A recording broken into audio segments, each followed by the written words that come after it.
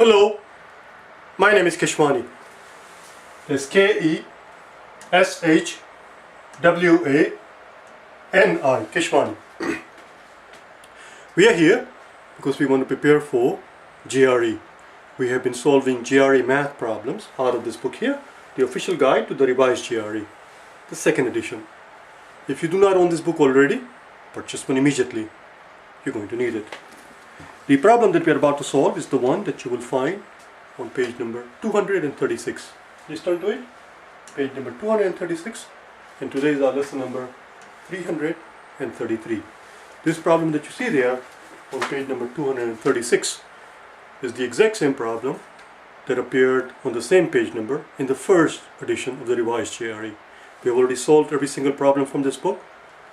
If you're interested in watching the original solution, which is done at a slower pace, you will find that original solution on day number 120. Right now we're going to redo it, but we're not going to go into too much of a detail. As I said, if you're ever confused, if you find yourself asking yourself, well, how does it go from this step to that step, watch the original video. Here we are given two equations. Here's our line 1. We are told that the equation of the line 1 is 4x plus 3y equals 13. That's the equation of line 1. We are given the equation of line number 2, and we are told that line 2 has the equation of x plus 2y equals 3, or rather 2. And the question simply is, where do they intersect? That's all. Very simple question. Where do they intersect?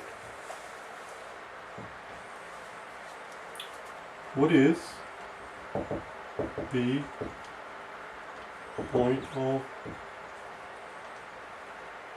intersection of these two lines? Or as I said, where do they intersect? Very simple question. Where do they intersect? We can phrase the question in several different ways. What is the point of intersection? Where do they intersect? In other words, we're looking for the solution of these two equations. Let's get going then.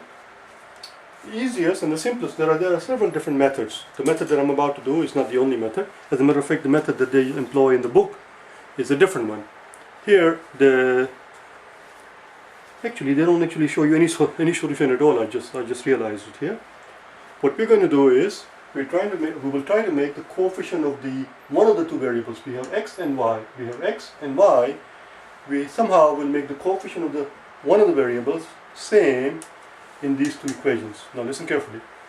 If we try to make the coefficient of the y the same, the only way we can convert the 3 and the 2 into a same number is if we multiply the top equation by 2, which will make this 6y, and multiply the bottom equation by 3, which will make this 6y. But as you can see, we'll end up doing twice the work. Let's just multiply the bottom equation, second equation, by 4. If you multiply the second equation by 4, x has it, right now it has a coefficient of 1. When you multiply it by 4, it will become 4x, which is same as that one. And then we can subtract one equation from the other and get rid of the x and then solve for y. Let's do this, shall we? So here's our equation 1. And here's our equation number 2. So what we're doing here, we'll take our equation number 2 and multiply it by 4. Equation number 2 being multiplied by 4 implies 1 times 4 is 4, so we get 4x. 3 times 4 is going to be, 2 times 4 is going to be 8y. And 2 times 4 is going to be 8. That's our equation number 2 being multiplied by 4. This is the same exact equation as that equation, it's just multiplied by 4. And then here we have equation number 1. And equation number 1 is simply 4x plus 3y equals to 13. 13 has a positive coefficient, this one has a positive coefficient, this one has a positive coefficient. The best thing to do when you're subtracting one equation from the other, best thing to do always is to go ahead and change the signs of each of the coefficient of the equation that is being subtracted immediately, so that we don't forget it. So this positive, when we subtract it, you see 4x minus a 4x, it becomes negative. This one has a positive coefficient, it becomes negative. Similarly, 8y minus 3y is what we're looking at, and then we have positive 8 and a negative 13. So here we have positive 4x, now we have a negative 4x, the x is going to drop out, and we have positive 8y minus a 3y is going to give us 5y equals 8 minus a 13 is going to give us negative 5. We want the y by itself, so divide both sides by y, by 5 rather, and y comes out to be negative 1.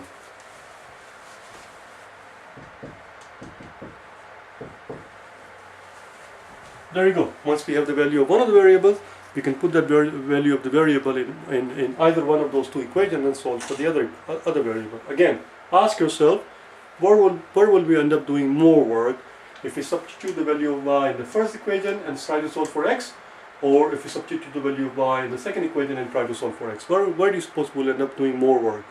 We'll end up doing a hell of a lot more work if we try to substitute the value of y in the first equation, because it's got too many coefficients there. Here it's just 1x. So let's substitute here. So now we're going to use equation 2. Equation 2 tells us that x equals 2 minus 2y. In other words, subtract 2y from both sides, and x equals 2 minus 2y. Y we know is negative 1. So it's 2 minus 2 times negative 1, and therefore x equals to positive 1. Therefore the point of intersection is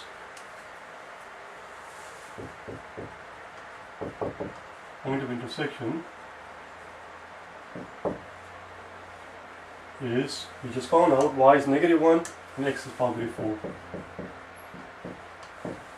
That's it. We are done.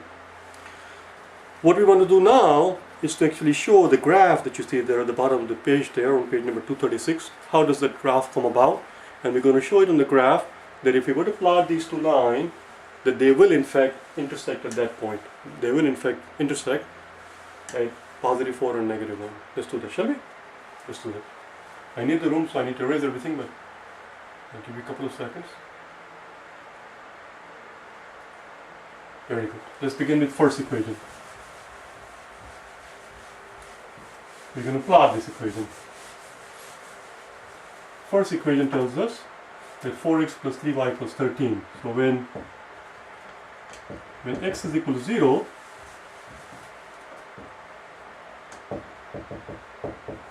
the simplest and the easiest way to figure out the graph of a line is to simply look for its intercept. Where does it intersect, not intercept rather, yes, intercept, y-intercept and x-intercept.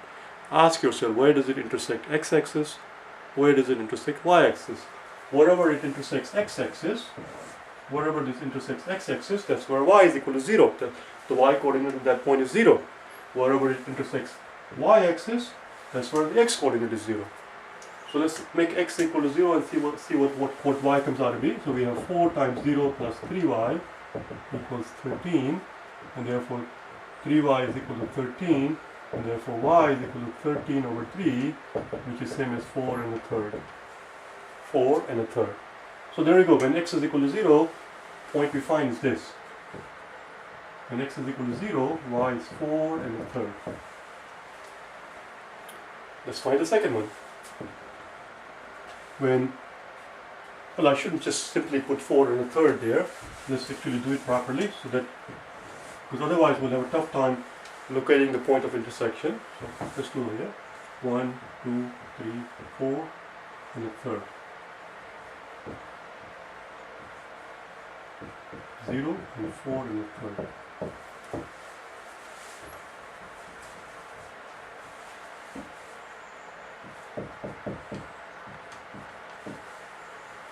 There we go. Now, when y is equal to 0, we were trying to figure out where does it intersect here. So here's our equation, 4x plus 3y is equal to 13. When y is equal to 0,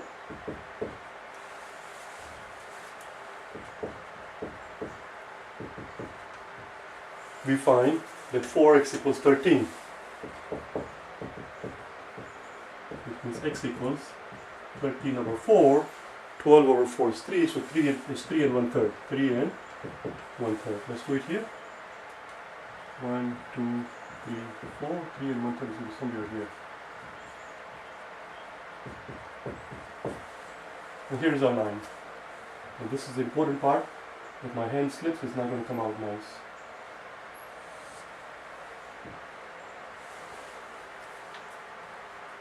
Now we understand it's not going to come out precisely as I would like it for two reasons. First of all, the board is a little slippery here, so my line is not exactly straight. And secondly, these units are not precise. As I can clearly see, this is 1, 2, 3, and then 4 jumps up too much here. They're not precise. Anyway. So that's it, we're done with the first line. Let's move on then, we're taking too long. Let's go to the second line. We're done with the first line. We're going to do the same thing, we're going to write the equation for the second line.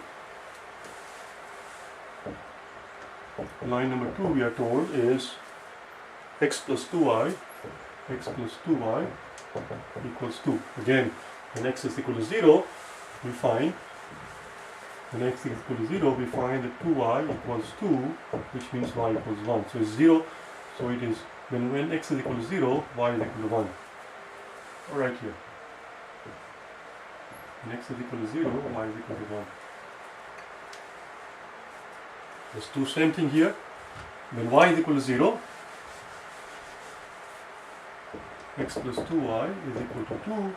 When y is equal to 0, we get 2 times 0 equals 2, which means x is equal to 2. Oh, that was easy. Right here. Here's the other line. So here comes the point of, here comes the moment of truth, whether or not it can come out very nice. Oh, what do you know? Voila! Right there. There is your point of intersection.